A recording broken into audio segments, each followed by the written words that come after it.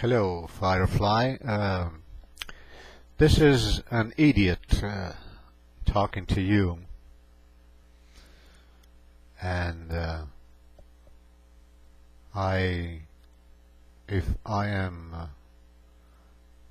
a pro-lifer, which I am, then according to your definition, I am an idiot. Anyway, the point that I want to make is that it's a very misleading way of putting things into perspective regarding the issues of pro-life and pro-choice if you are not establishing a standard on which you judge the position of either pro-life or pro-choice. As a Christian, I am a pro-lifer because I believe that life is given by God. It's not given by man, it's not given by the Constitution, it's not given by the law, it's not given by the Congress. Life is given by God. Therefore, everything that has to do with life, with the sanctity of life, is something that pertains directly to the giver of life, which is God. The Bible clearly holds a pro-life position because of the very fact that the Bible acknowledges that God is the giver of life. Therefore, He is the one who can give or take life. The fact that man has, how can I put it, has prostituted and distorted the truth and the standards established by God, by which mankind has progressed over centuries.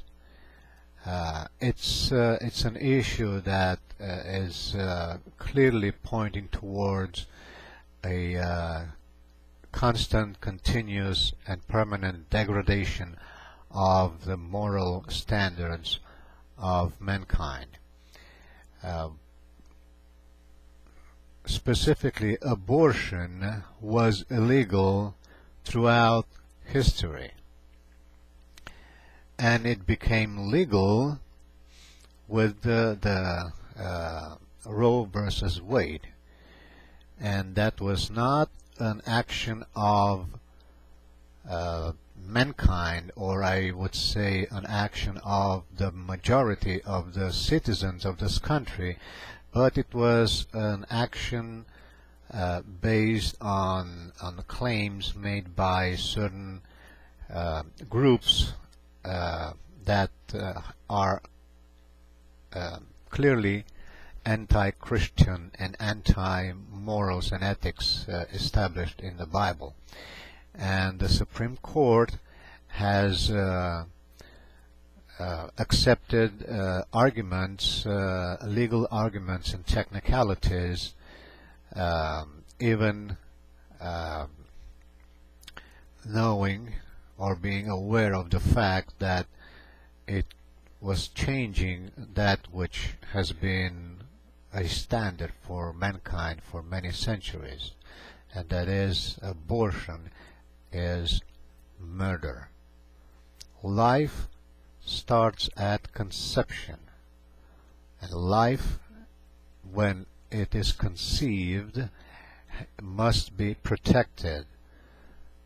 Now, if abortion has become legal in the United States and everywhere else in the world, it is because mankind has allowed itself to enjoy and indulge in sinful, perverse acts of sexual depravity and sexual behavior that are inconsistent with the teachings of the Bible. And because those standards of morality and ethics were in the way of a lifestyle that is totally anti-biblical and anti-God, and I would venture to say even anti-mankind, they have appealed to technicalities in the law and in the Constitution that eventually forced the Supreme Court of Justice to agree on making abortion legal. Now, the fact that in the recent elections the issue of abortion has been brought up, and in many states abortion has been deemed illegal, shows and proves the fact that that the big majority of the Americans are anti-abortion and are pro-life. But the voice of the people today is being put aside and disrespected by certain technicalities that are brought up by certain groups which have a clear agenda of bringing down the moral and ethics upon which this nation was founded. It is a sad thing, and it's even sadder to see that you as a Christian take a position that is totally anti-biblical and against the teachings of the Bible, the teachings of God, the teachings of Jesus Christ, in which life is considered holy, in the sense that life is not man-given, life is God-given. Therefore, man has no right to take that which God has given. Those who have voted for candidates that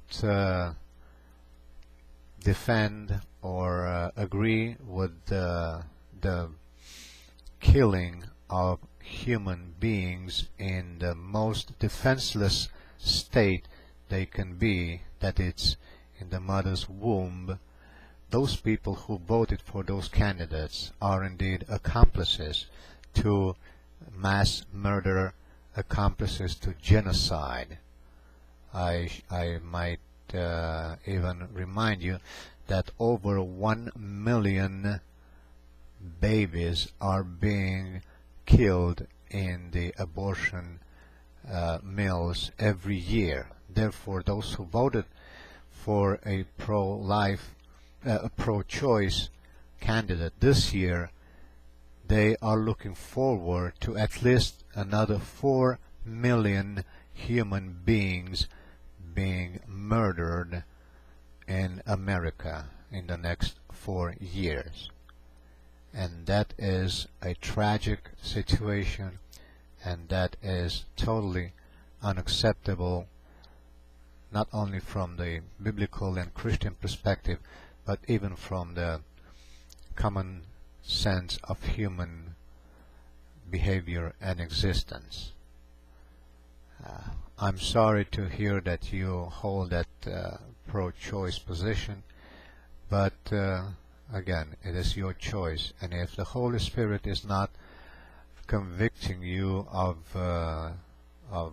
the wrong position that you stand on and defend, then nobody else can. So I hope and pray that you will rethink your position and will respect and cherish that which God has given us all, which is life.